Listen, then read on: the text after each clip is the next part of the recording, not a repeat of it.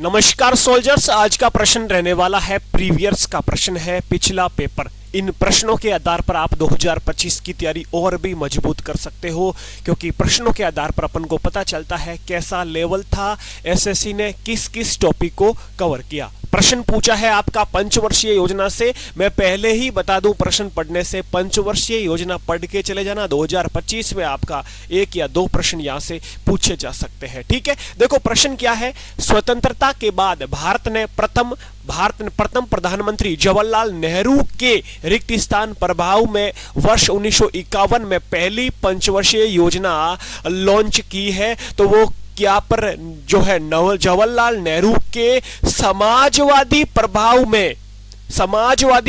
में वर्ष 1951 में पंचवर्षीय योजना पहली लॉन्च की गई। ऑप्शन यहां पर आपका डी सही उत्तर हो जाएगा।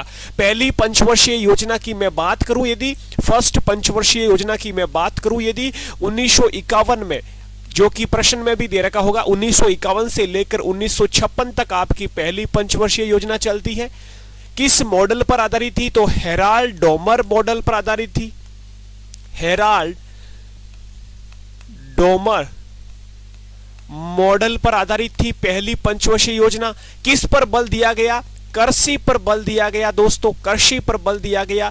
दूसरी पंचवर्षीय योजना की बात करें तो दूसरी का कार्यकाल हो जाएगा 1956 से लेकर 1961 तक। ठीक है, किस मॉडल पर? पीसी महालनोबिस मॉडल पर, पीसी महालनोबिस मॉडल पर आधारित थी दूसरी पंचवर्षीय योजना। और किस पर बल दिया गया?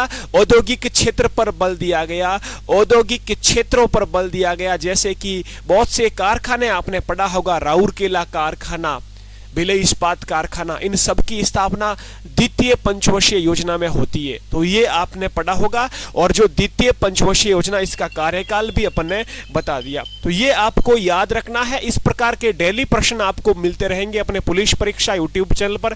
सब्सक्राइब करें, वीडियो अच्छा लगा लाइक करें, अपने दोस्तों के साथ शेयर करें। जय हिंद, जय भारत।